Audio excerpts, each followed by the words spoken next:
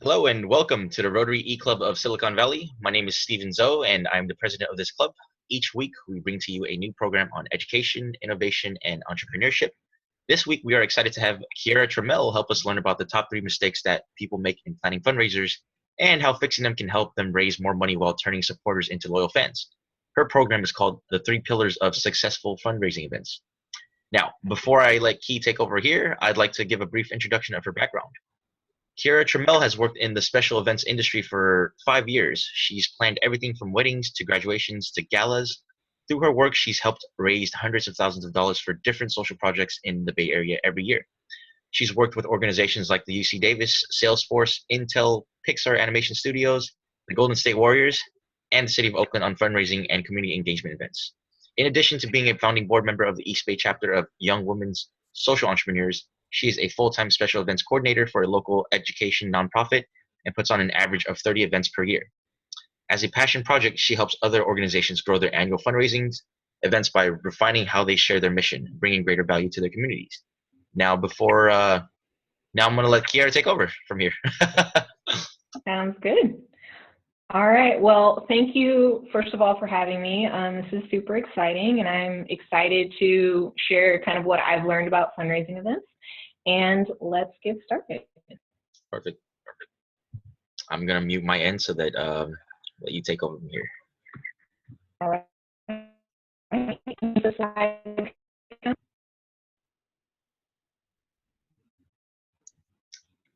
Sorry, could you repeat that?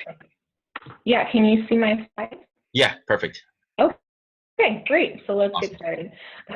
So like Stephen said, my company is Tribe Table, and I'm all about fundraising events that connect. And today we're going to talk about 3 pillars of successful fundraising events. So first of all,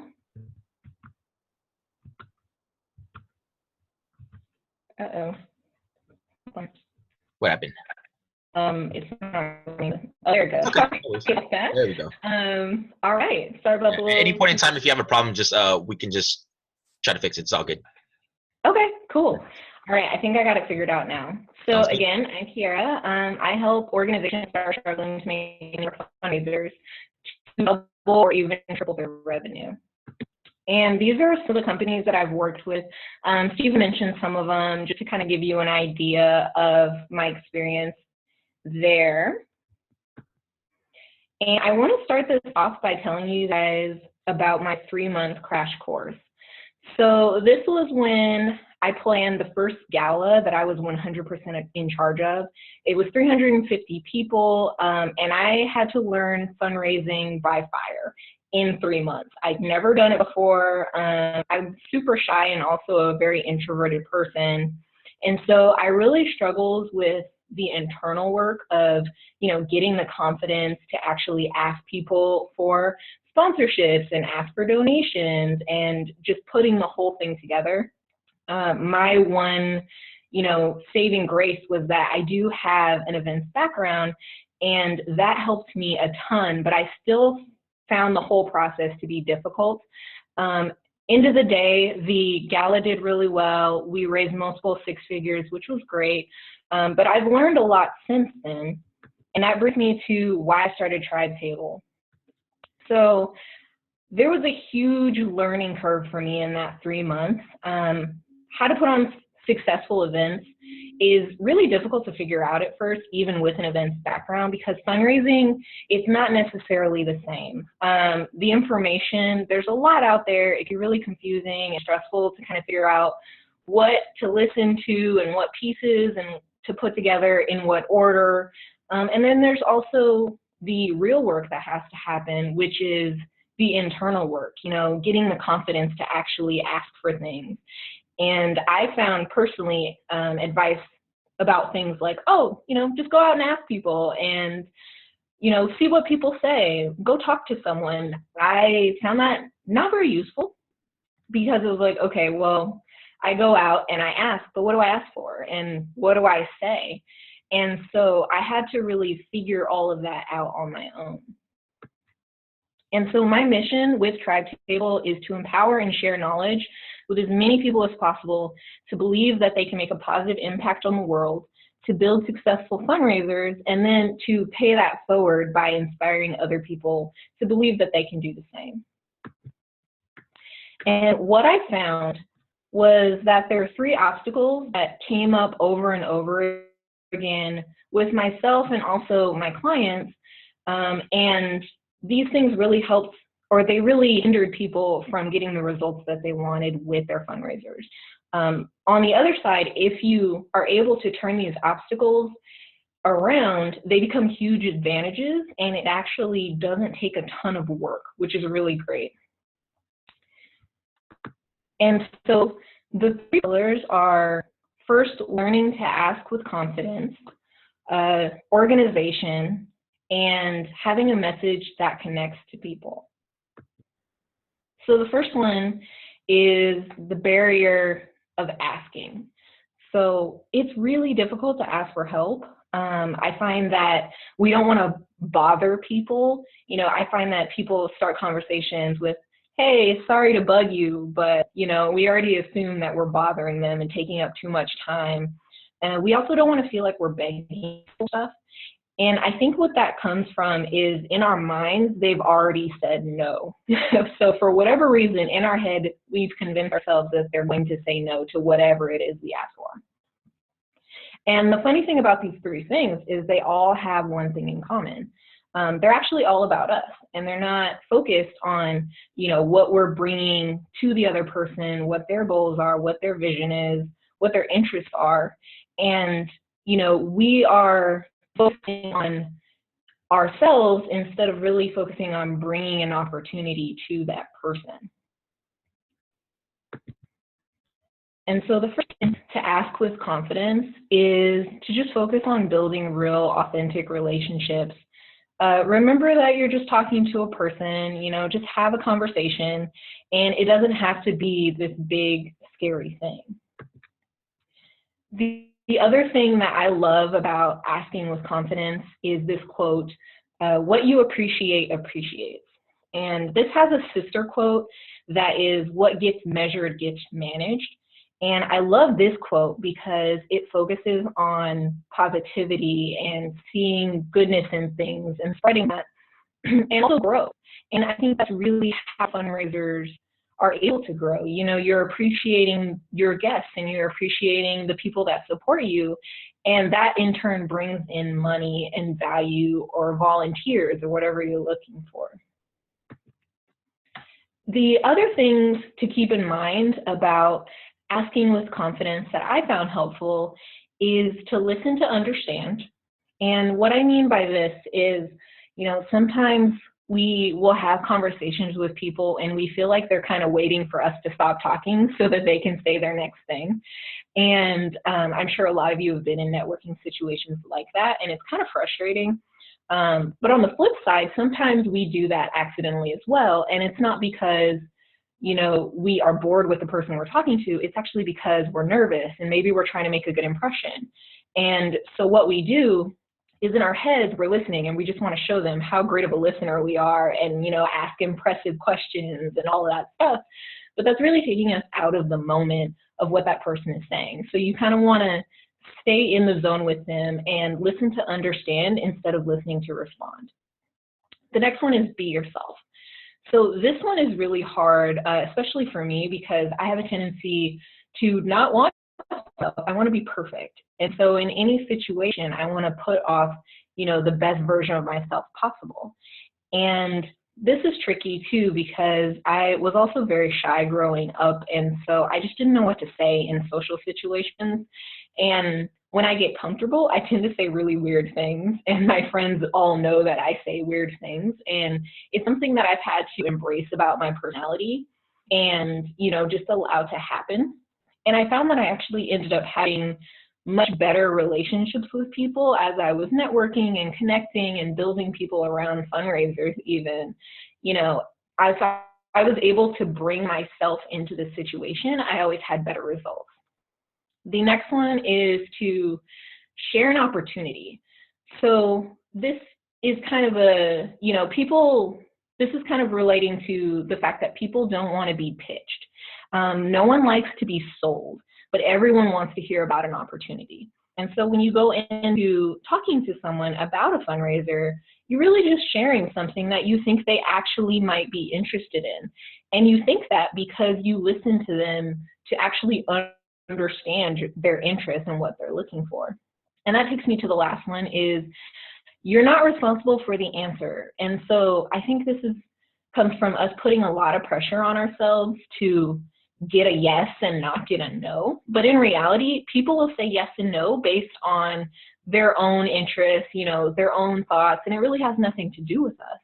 And so we want to focus on sharing an opportunity, and if that's actually a good fit for someone, they'll let you know. It's not your job to sell them on it. So this is a thing that I put together called asking the tribe way. So the first one is to take your time.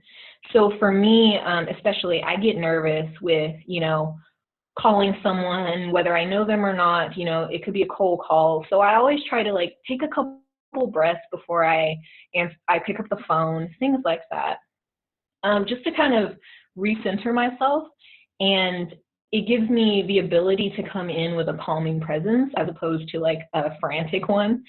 And the next one is to focus on the relationship first and the ask second. So you want to actually get to know this person for a reason and, find interest and find common ground, as opposed to just wanting to get to know them just so that you can ask for something. And I think that people can tell the difference. The next one is to ignore the impulse to word vomit. So this is when we get really nervous and we just want to give someone all the information at once. And we don't actually take any time for us to breathe, and we're also not giving the other person time to respond to us. And maybe they could have said yes in the first 5 seconds. Maybe they could have said no in the first 5 seconds. But we're not giving them that opportunity. And the longer we do that, it actually makes the entire conversation uncomfortable. That takes us to B. You want to be specific, then be quiet. So this is one that comes from sales. So you want to ask for something specific and then wait for the person to respond. You don't say anything after. And so an example of this would be asking someone, would you be willing to sponsor our event at the $2,000 level? And then you don't say anything. You wait for them to actually tell you yes or no, or well, I need more information, and you open up that conversation more. And E is end with thank you, no matter the answer. So I always find every opportunity I can to thank people for things. So, I thank them for answering the phone. I thank them for taking the time to talk to me. At the end of it, I thank them for their consideration, even if they said no, because you really want to show people that you appreciate that they took the time out to talk to you and they really didn't have to. And I found that doing these things, even if I get a no the first time, it opens me up for a potential yes in the future. So the second barrier that really keeps people from having successful fundraising events is organization. So the first one is old habits. So I think that most people think that they're fairly organized, and they are, but we sometimes get into organization based on habits and not based on what's actually helping us and being the most effective. And so one example of this is if you color code a spreadsheet, right? You want to have, your yeses be green and your nos to be red if you're asking for sponsors, and that's great. It's visually appealing. But you also want to make sure that you can sort by those things so that at any given point, you know how many yeses you got, you know how much money you raised, and you don't have to stop and count. And so you want to just think of things like that. As you're getting organized, sometimes it is a little bit of a learning curve, but you want to make sure that what you're tracking is actually helping you in some way. The next one is that people really don't want to spend the time and energy on organization because they think it's a waste of time and a waste of energy. And I totally agree with this one because, I tell people all the time, I'm lazy. I don't want to do extra work. And so for me, I have 2 criteria for organizing anything for events. It has to improve guest experience, or if I don't do it, it has to drastically hinder guest experience, or it has to save me time. And those are my two criteria that I do everything by. It has to improve guest experience and save me time. And the next one is the shiny object syndrome. So for this one, it's tricky because people will really get excited about, asking people for money and raising money and things like that. But they forget that if you get all of these new, donors that come in at high levels, they have expectation on how your event should go. And so if you're not organized, it looks bad to them. And not only are they not likely to come back, they're going to tell their friends like, hey, you shouldn't invest with them because they're not very organized. And so you don't know if they're actually organized with your money. And so those are some of the barriers that people have with organization of their events. So the awesome part about all three of those is they can be super easily fixed. And once you fix them, it's easy to stand out because most people don't take the time to do that. And so it's an easy win. Okay, so for time, we're actually going to skip this one. I'll go into quick tips to being organized. Keep notes and progress of assignments.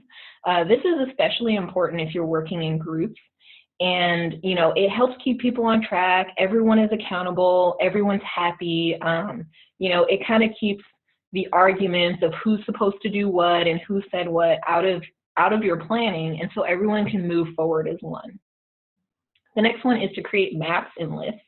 I do this for all of the events for day of, because it's really important for volunteers to know where everything is and to know all the really important information so that if a guest asks them, they don't have to go find someone else to ask.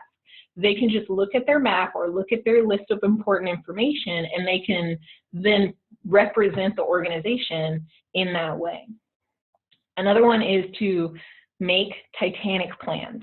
So this is related to that story I just skipped. But basically what it means is coming up with a plan A, a plan B, and a plan C.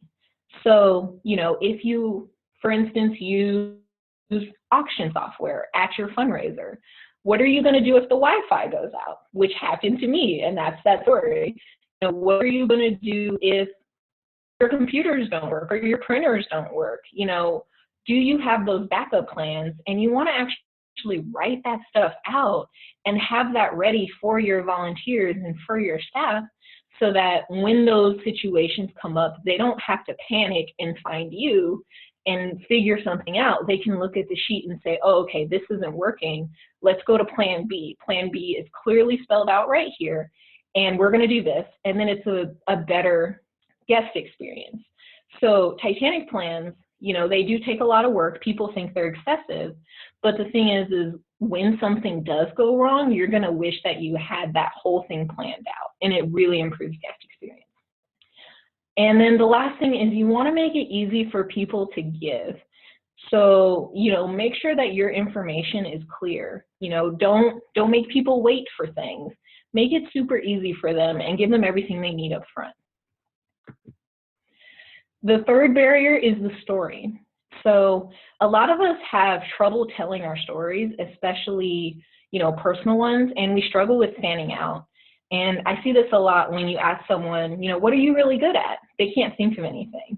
Or they don't want to say it out loud because in their heads, they start talking themselves down and saying, oh, well, I'm not very good at that. Or, someone else might be better at it, or I don't want to come off like I'm bragging. But you really want to be able to tell those stories. And then the other one is that we worry that no one will care. And so we leave out a bunch of detail.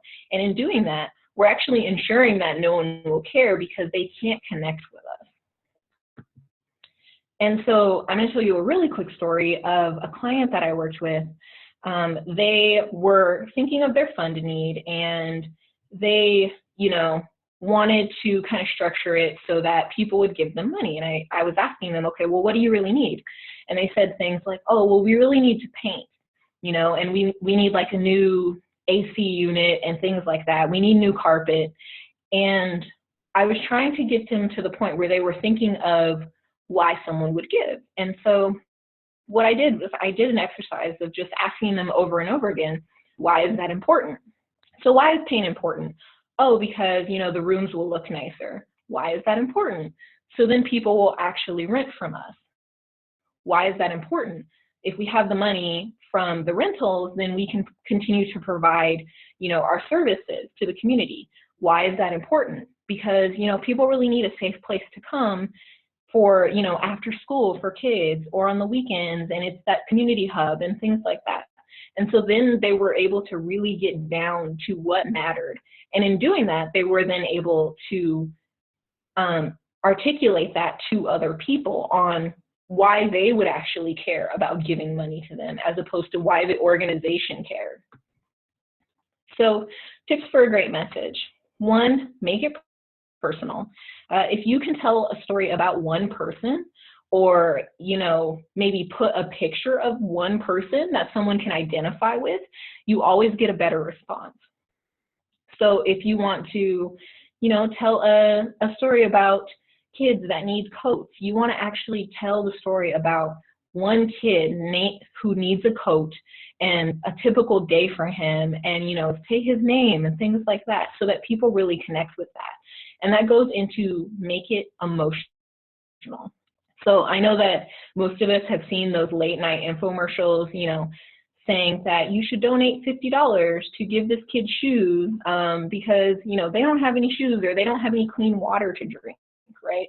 And what they do is they actually take that kid, so they make it personal, and then they walk you around their neighborhood, you know, or they walk you around their village, and they show you the water that that kid is drinking. And so they make it a really emotional thing for you to want to help that kid. And the last thing is to make it count. So this is to be very specific about what you're asking for. And so you never want to ask anything helps, you know, anything you want to give is great. That's never a good thing to ask, because then you're making someone else do the work. And again, you want to make it as easy for them as possible. And so what those commercials do is they say, you know, $20 a month will help get this kid shoes and clean water, and, you know, make it so that he can also attend school, things like that. So they really make it clear on what the ask is for you as a donor. So that was a quick run through of 3 areas where you can really improve your fundraising event. If you have any other questions, I would love to hear from you. This is my email address, Quierra@tribetable.org. I also have a website, www.tribetable.org, and I'd love to hear from you if you have any other questions later. Thank you so much for taking the time to talk to me. Wow. Well, thank you so much, Key. Sorry to be late to the party. Appreciate it. All right, thanks, Jax. How you doing? Good. I'm not in a well-lighted place, so. Oh, it's all good. I'll turn the camera off. Well, yeah, thanks, Key. I have something to say definitely about Key's experience. I mean, I actually helped out with the Oakland Asian Cultural Center in Oakland, and then he was actually helping us figure out how to start the fundraiser, because the leadership team that we had didn't really have a direction in terms of putting together the fundraiser, because we were trying to start from scratch. So he came in and made everything organized and actually gave us some direction. Otherwise, I don't think we would have been able to put it on. So you'd have to thank you for that. And a lot of the stuff that you talked about here definitely did make sense. But I did have a question, actually. So for someone who is thinking about starting their own fundraiser, you know, what are some areas that they should start to look at first? Yeah, if you were planning your very first fundraiser from scratch, I think the first thing you should think about is, you know, why it's important to the community. And I think that starts with why it's important to you as an individual. You know, a lot of times that's as simple as why you got started with the organization in the first place. What impact are you making? And that'll help you organize your, and it'll help you with things like when you're figuring out your funds need and you're figuring out all your different asks. Figuring out why important to you will also help you connect all of your messaging after that, so why it would be important to another person. And then the other big thing is to look at your budget. So see what you can actually afford to have. You know, I like to tell people, plan a fundraising event as if you're not going to make any money off of it. Can you afford to put that much money in? And so that will really help you figure out, okay, like what kind of event am I doing? What can I actually do realistically? And then you can just dream from there on how much impact you're going to make, how much money you're going to make from there. Sure. So, like, I guess regarding the size of the fundraiser, I know that you're doing huge ones, right? The galas from the Oakland and then the OACC gala, Oakland Asian Culture Center. What about for, like, you know, smaller organizations? Like, how do you know if they actually need a fundraiser? Yeah. So the first thing I would say is not every organization needs a fundraiser. I think there's this trap that people can fall into thinking, oh, you know, everyone else is doing a fancy annual fundraiser, we need to do one too. And then people think, oh, we have to do a gala. And both of those are just completely not true. You know, there are a lot of organizations out there that don't do fundraising events, and they do really well at individual giving campaigns. You know, and that's their bread and butter, and that's where their donors are interested. And so that's a good area for them. And then there's other organizations that will have an annual fundraiser, but it's a block party, or it's a camping trip, you know, like things like that. It's a bike ride, because that's what their donors are actually interested in. And so you want to think about your audience and the people that support your organization. If you're an outdoor group, it doesn't make sense to try and have a gala where everyone has to, you know, dress up and come out from evening in the middle of the night. They're probably not going to be interested in that. And so you want to be able to plan around who your people are and who your tribe is. Sure. Is that something that you can also help people identify too, if they have any questions regarding that? Like, what kind of event do we need to put together? Yeah. If you have any questions about that, I'd love to talk to you. What I do is I talk to people, and I really get clear on, first of all, should you be having a fundraising event? And second, like we said, you know, what kind of actually works for you? Yeah. And so shoot me an email. I'd love to do a call with you, and we can sort all that out and get you started. Perfect. Well, anyone else have any questions? Shags, did you have any questions for Key? Anyone else? I'm the only anyone. Exactly. You never know. There might be some people here that you can't see, right? No, I'm really sorry I missed the first part. No, you're good. No worries. So I'm really looking forward to catching up on it. But what I heard was just spot on. I've worked with different organizations on their fundraising. And now most of my experience or my activity with it is making paellas. Which I have to do a plug right now. Shags is doing his paella for our fundraiser coming up next week. So hope all you guys can make it. No shame. That was a good plug. I'm looking forward to hearing the rest of the talk. For sure. Yeah, thanks. Great, awesome. Good presentation from what I heard. Yeah, I mean, another thing I want to mention was that's an advantage of being an eClub, right? We can do these recordings and post it on our meeting pages, and people can attend it when they have time, right? So it's definitely flexible and something I do appreciate. But thank you again for your time, Kia. That was awesome. And before we end here, what I'd like to do is tell everyone that if you have any questions, feel free to leave a comment in the comment section below if you haven't done so already. And also, you guys have Key's contact information. If you have any direct questions, feel free to send it to her. But you can also ask the questions in the comment section, and I will be sure that Key would get those questions from the comment. And Key, feel free to also come to the website to check out the comments, and you can reply to them directly. That sounds great. Yeah. But I'll make sure to monitor an eye on it, and then if someone asks a question and I don't see like it's answered, I'll be sure to send it directly to you, and then you guys can follow up with each other. Okay. All right. So good. Yeah. Thank you so much for having me. This was fun. Sorry, go ahead. What did you say? Oh, sorry. I was just saying thank you for having me. This was fun. Oh, yeah, no, definitely. We appreciate your time. So, again, thank you, everyone, for joining us on this call today, and hope you guys enjoy this week's meeting. See you guys all next week. Take care. Bye.